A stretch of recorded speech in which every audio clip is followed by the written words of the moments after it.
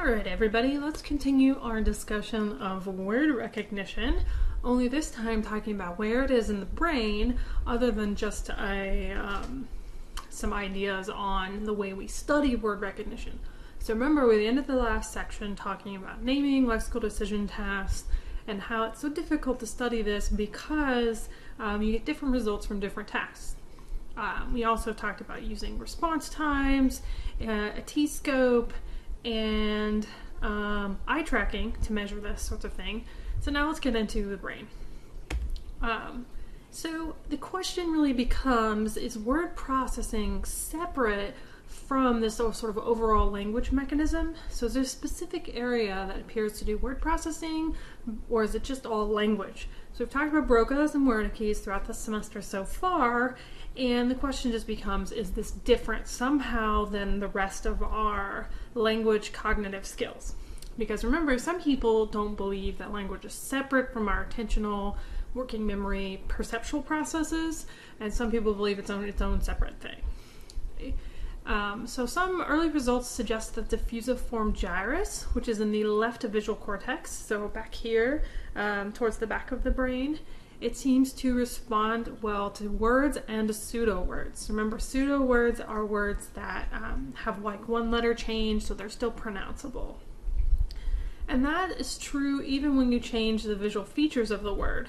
So it is somehow slightly separate from just perceptual visual processing, which tends to occur in the parietal occipital lobe. This appears to activate separately when there are words versus just symbols that could have the same features as words, like lines.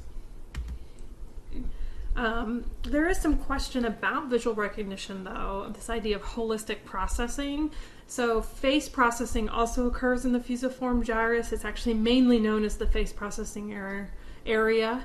And so we tend to process words in the same way that we process faces. And we think about them as sort of this whole, instead of their individual parts. Clearly we still have to see their individual parts perceptually, but that's part of sensation, so the perception is of a whole word. Now perception is the way that we interpret sensation. And so perceptually we're seeing the whole word, but we do have to actually have those sensations. So we tend to treat words as holistic objects. We think of them as one object instead of a bunch of smaller featural pieces. So that's kind of compared to what would be called bottom-up processing, where we would do each individual feature. Some other interesting things that can happen with brain are agnosias, and those are disorders of different object recognition. This is different from aphasia. So Broca's aphasia is a problem where you cannot come up with the words to say, so it's a brain problem. And agnosias always have at least one of these kind of parts. So prosopagnosia is where you can't recognize faces, which is a problem clearly with the fusiform gyrus. Dyslexia is a problem with words. And dyslexia, while most people think of it as a problem with spelling, is actually generally a problem with sound. There are different types of dyslexia though, so I don't want to oversimplify it, and there is a section specifically on dyslexia later. So kind of moving into a different track here, so just a very little bit on brains, is morphology. Remember, morphology is different forms that words can take on. And so this is really understanding complex words that have multiple morphemes and different pieces that tie the perception of the word to the meaning of the word. So most everything we've talked about up to this point, we did talk about semantics a lot when we did the lexical decision task. It's a little bit of semantic priming, but we've really been talking about low-level word recognition. So this is getting into a little bit more of the upper-level word recognition, and then we're going to talk about theories behind word recognition. So it's going to be box models out your ears. So there are some different ideas on how we store the morphology of words. So think about the word kiss. It can have kisses, meaning more than one, or kissing, meaning the action, or kissed, being a past tense tag for that word. And so there's like 3 or 4 different forms of that word.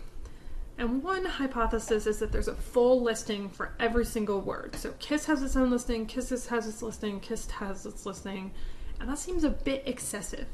Not only is that not how a real dictionary works, because that's just silly, but it just seems like they can all be captured with one storage, one sort of dictionary entry for the single word, and then a addition of all the forms it could take. Very similar to what we would expect in a written dictionary, but does our brain work that way is the question.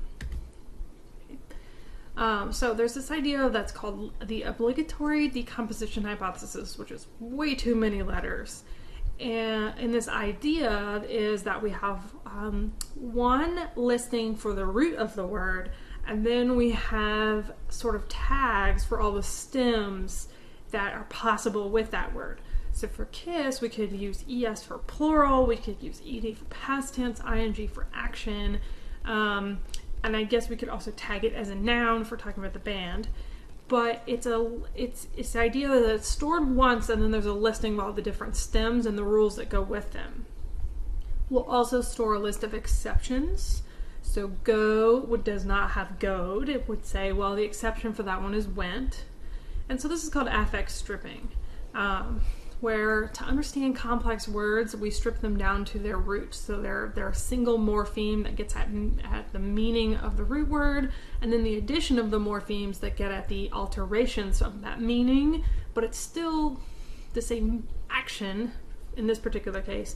It just tells you how many, or when, or current, if you will.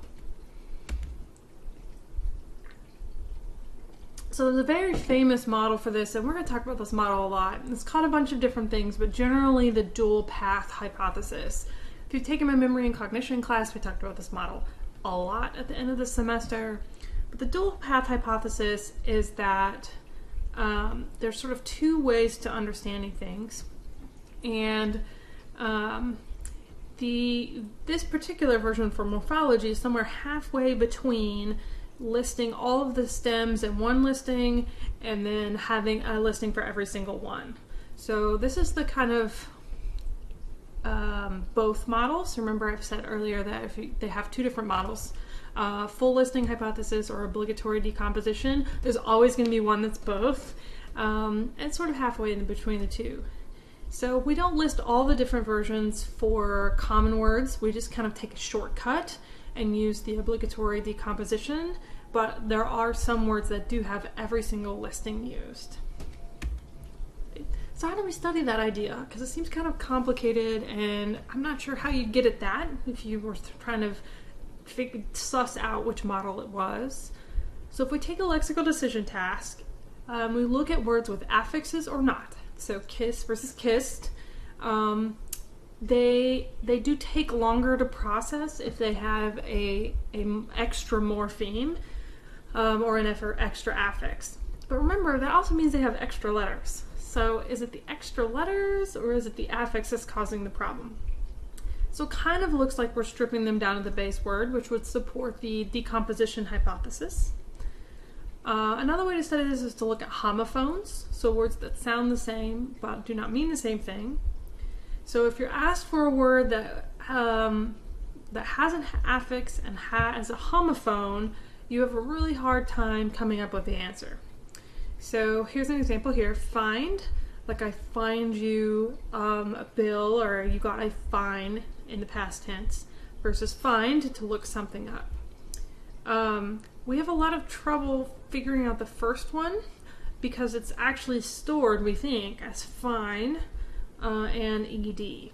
And those sound the same, but they have very different meanings, and so you're kind of trying to figure out which one's correct. Words are recognized faster if the stem, so that's the root word without the affix, is more frequent. Big shock. So seeming and mending are recognized faster because those affixes are I'm sorry, not the affix. The root word for seem is much more frequent than mend. And that's support for this sort of dual pathway. So the dual pathway real idea is that some words are decomposed and some words are listed every single one. And so what happens is that sometimes it helps if you decompose it, and sometimes it doesn't, because it's not listed as the decomposed version. So to me, this kind of seems a little like cheating, because it's like, well, some words are like this and some words are like that, end of story. But the research is mixed, so you have to say that both models are supported at least a little bit. Dual pathway models are also supported because of compound words. So like buttercup, or compound phrases, if you will, peanut butter, because the meaning is different than the separation. So buttercup is one morpheme, even though butter and cup individually are each their own morphemes. Buttercup together is its own separate morpheme. So it is not really primed by milk or spoon, if you will, because those meanings are stored separately. And the water doesn't trickle downhill for those because they're not tied together like butter and milk are. It doesn't totally seem to be about the affixes though. So there's this idea called transparency. So transparency is when we take semantically transparent words and leave opaque words together.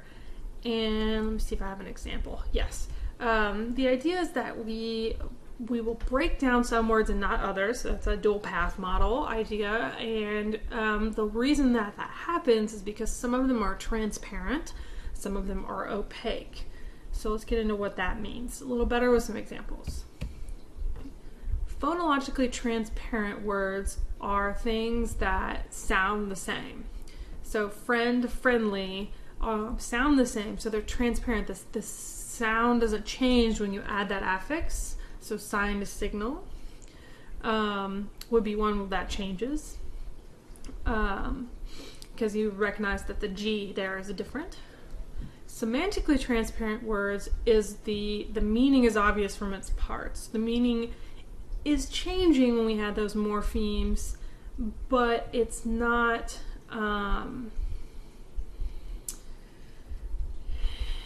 I've lost all train of thought there. But so happiness is predictable with unhappiness, right? Because I've changed the meaning of the word. I've gone from yes, happy to not happy, but it's transparent that by adding the un, we've gone from a yes to a no. And so it isn't changing the meaning completely. It's contextualizing the meaning, if you will. So semantically transparent words are words that when you add or change an affix, you're changing more of like time and context. Whereas if I'm changing an affix from depart to department, I'm completely changing the meaning. Departments are not something that have departed. So transparent words will decompose. That'll go up the obligatory decomposition route. Opaque words like depart and department are stored separately because those have different meanings, and so it's not helpful to store them as one thing. So that's kind of like this idea of how things are stored for morphology. So this is really focusing on the morphemes. If I get now into the models of how we actually nitty-gritty recognize words. So there's going to be kind of a lot here in this section. There's 3 or 4 different models, and we kind of have to cover different pieces of them. So things that we have to consider when we think about nitty-gritty word recognition. So not the differences in morphology, but just like, how do I know this is the word cat? Okay, so there's kind of 4 things people have to cover. Is it automatic or interactive processing? So automatic processing is quick, fast, remember? Interactive processing is sort of like this back and forth flow of information between different things. Is it serial, one thing at a time, or parallel, everything at once? How does the activation spread? So is it going from letters features to letters to words? Is it from word to word? How does the water flow, if you will, to continue with that analogy? And then how do we find the item that we're looking for? So it's kind of a lookup feature. We're going to start with models that sound crazy, but you have to remember that with our understanding of the brain, over time has really changed these models. And so they start at a time period when we didn't totally understand neurons, at least in the way we do now. And so they will sound a little like, what are they talking about? So we're going to start with Forster's. Autonomous, so automatic serial search model. So the name right there tells you the answer to the two of these questions already. He thinks it's automatic processing, it's not interactive, and it's serial, so one thing at a time. And this is sort of not a great picture of how this model works, but here's the general idea, is that there's a master lexicon, so a master dictionary, and then for each word, there's a little file card. One of them is how it looks, that's the orthographics. One of them is how it sounds, how it's pronounced. And one of them is semantics, what does it mean? So it's physically the way that it's printed, the way that it sounds, and what it means. Okay. So it's very similar to the idea of a dictionary. Words are ordered alphabetically, and when you hit a word, the meaning of the word, the phonology of the word, and the the way the word looks, orthographics, is all stored. And there's sort of these stages to this model. So the first stage of the model is low-level perceptual processing. Nearly every model has this because you just can't avoid it, because that's how our brain works. So this is perceptually, like getting the information in. So it really should be called sensation. So sensation of the word happens.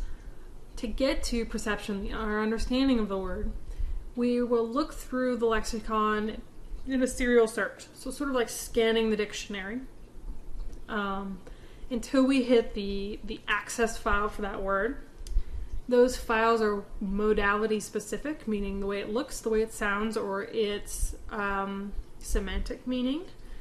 And our master file includes those meanings of those words. Okay. However, the one issue with that is it sounds really damn slow. And we're very, very fast at word recognition. Remember that most of those lexical decision and naming tasks said that it only took half a second maybe for kind of bigger words. So that just seems like if I was scanning the dictionary, it would take me a lot longer, especially words at the end of the dictionary. So how does this model account for the speed of processing that we get? Okay, and that's Ben system. Ben systems are kind of like, think about like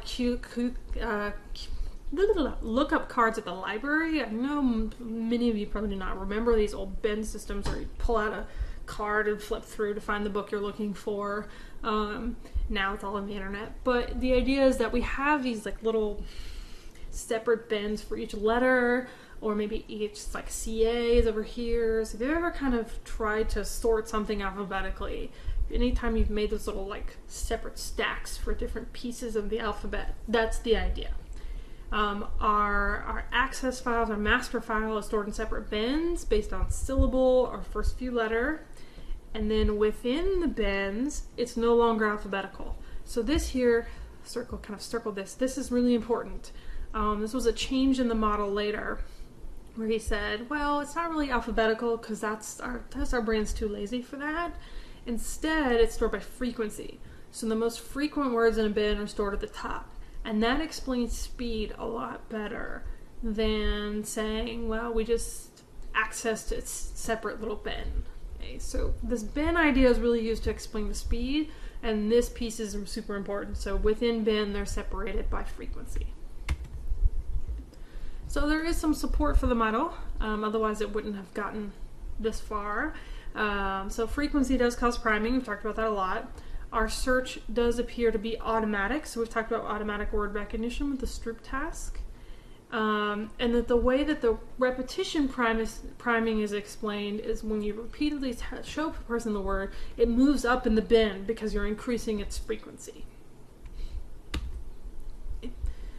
Illegal words or fake words, not pseudo words, but like completely consonant vowel words that don't make any sense in English, are easy to reject because there's no bin for them. And then the reason that pseudo words take forever is because there's a bin for them and it's not in it. So you have to search the entire bin before you can reject those words. So that's why those words are so slow.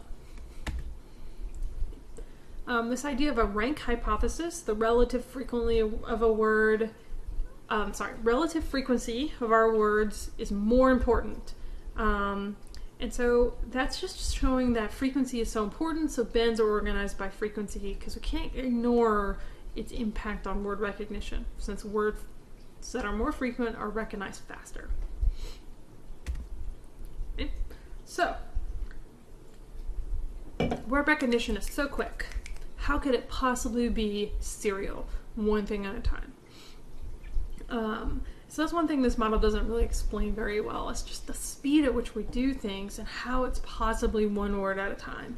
Even though if you think about the way our eyes work with that easy reader model, it does appear that we're sort of scanning one thing at a time. But remember, even that model suggests that everything in the foveal vision is parallel. So things are accessed sort of all at once. The model does not explain how we learn how to pronounce non-words. So it doesn't explain the fact that we can still pronounce those non-words even though we don't have a card for them. Later, Forrester added that processing is parallel, so it stopped being the serial search model because he just couldn't get around the fact that it didn't make sense for it to be a serial search model. So now all the bends that sort of match are searched at the same time. But within each bend, that search is still serial. So that's model number one. It's the autonomous serial search model. Another model approximately at the same time is the Logogen model. This is the one that's going to sound a little crazy, but here's kind of a picture of what's happening. So it has our general cognitive system, IQ, attention, working memory, blah, blah, blah. It has this Logogen system. So what are Logogens? They're simple feature counters.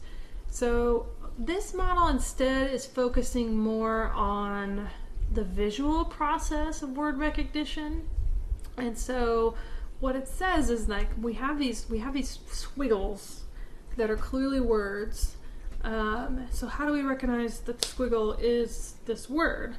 Well, what happens is that we have these sort of thresholds for words and letters, and then if the squiggles look enough like them, we'll reach that threshold and we'll say that's what this is. So Logogen was sort of his way of suggesting that what our brain is doing when we're looking at a word is sort of going, is this high enough of an activation to be this word? So it's something that's keeping track of all the features going on in our visual surroundings. And so that's here. If it's visual, if it's the feature for it might be sound, if it's auditory. So it's sort of an evidence-based idea of that, like if there's enough evidence for this word to be cat, then it is. So we're either getting visual evidence in this parietal lobe or temporal lobe, like auditory evidence. Logogen is like where it's keeping track of the evidence, and then it's tying itself to our cognitive system where meanings are stored. This response piece here is their explanation of like saying yes to a lexical decision task or saying the word if you're doing a naming task. And the argument is that lexical access is direct, so it's generally parallel and automatic. Okay. Now this is the part that's a little nuts. So the idea was that you had these little demons in your head. They weren't really demons, but this is the homunculus idea, is that you had these little things in your head, we'll call them demons, that monitored your perceptual input.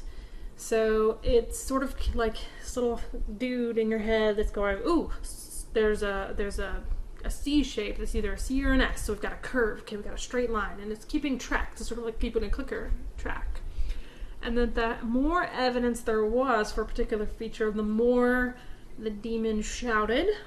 And once it got loud enough in the shouting, you said, "This is the word." Okay. That is a really sort of ridiculous way to describe the way that action potentials work in the brain. So the idea is that, and this has been supported, this idea, but not in the demon format. What's happening is that as we visually see features, there's a section of our brain that decomposes those features. And so those neurons start to fire. So if I see a line straight this way, the part of my brain that responds to those types of lines, these early feature detectors, starts firing. If I see a line curved this way, that part starts firing. And so it's kind of like simultaneous activation of both the line this way and the line this way will activate a T.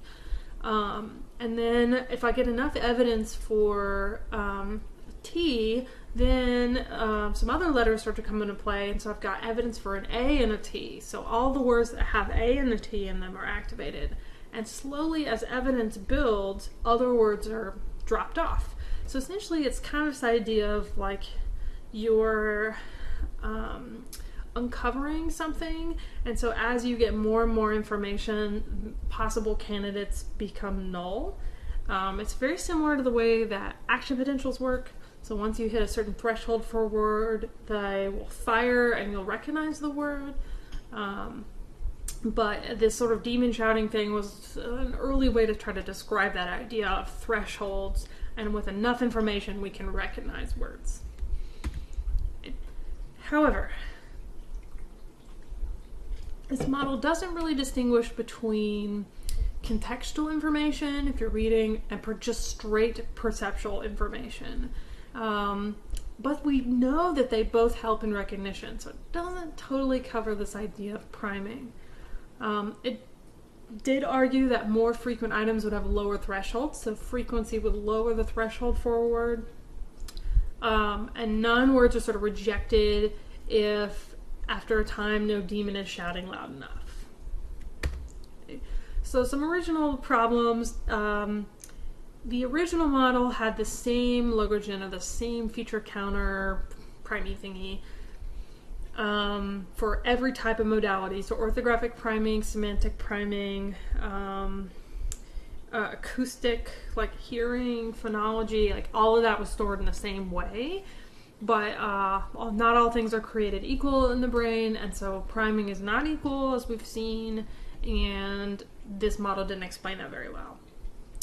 So the solution was to just sort of create four different logogen systems, which is a little bit like cheating, but there was one for reading, writing, listening, and speaking, which still doesn't totally cover the differences. So this model isn't really totally supported anymore, but it is kind of paves the way for some of the next models we're going to cover, especially this one. If I had to pick one model that was universally recognized as probably one of the most well supported, it would be the interactive activation model. It's by Mcclellan and Rumelhart.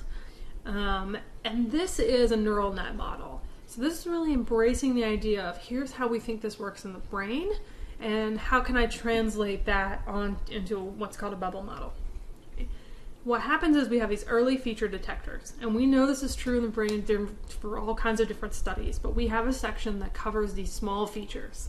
And the way that the features work is once they have enough, the threshold's been reached for them, that neuron will fire, right? And so each feature is tied to the letters that it makes.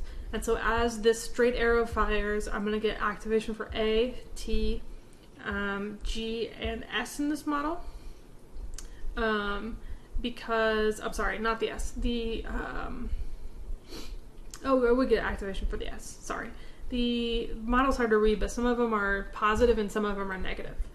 If I got this straight up and down line, that would get rid of the S, because that is not support for the S. So there's positive and negative activation going on here.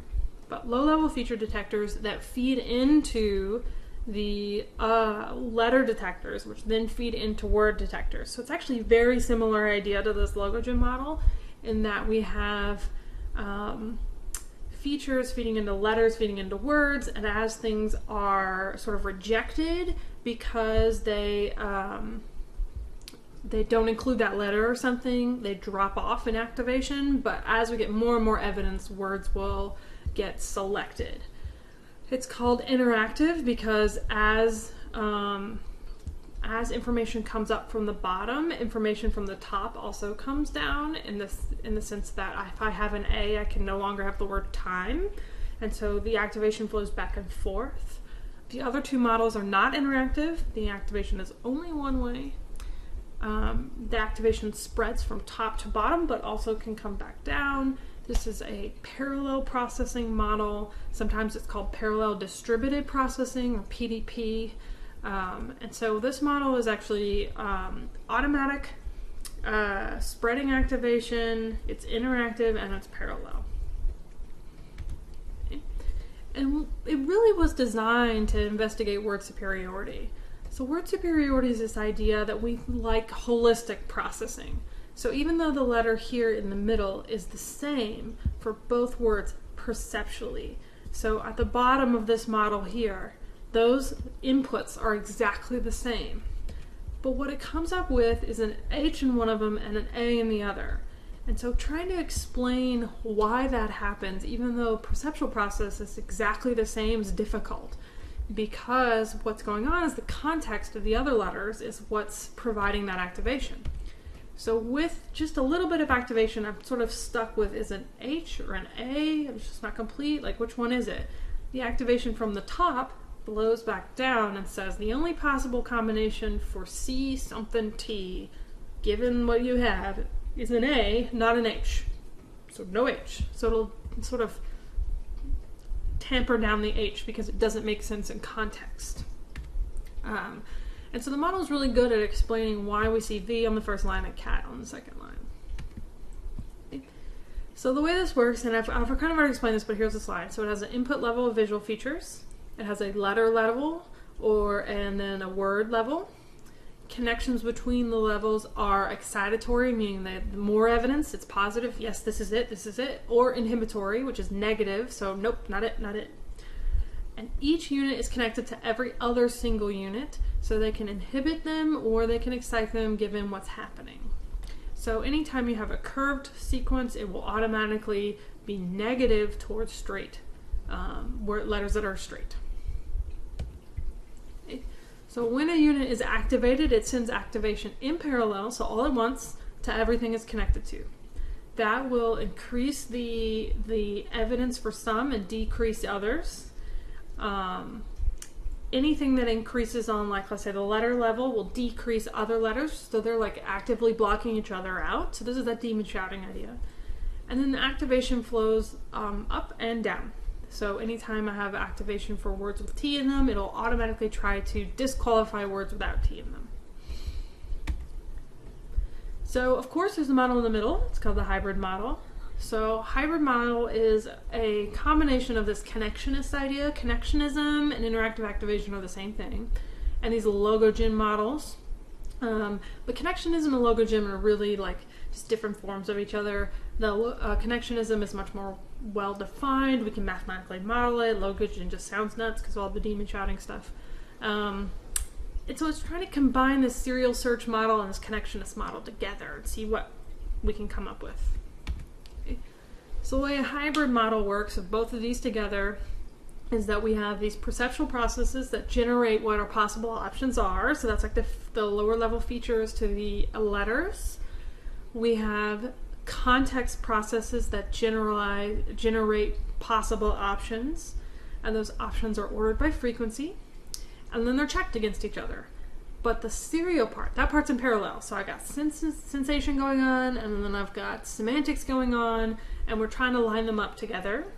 And when we line them up together, that's when we're doing a serial process. So single, one thing at a time, sort of checking is serial. If they don't match, you focus instead on sensation and ignore the semantics.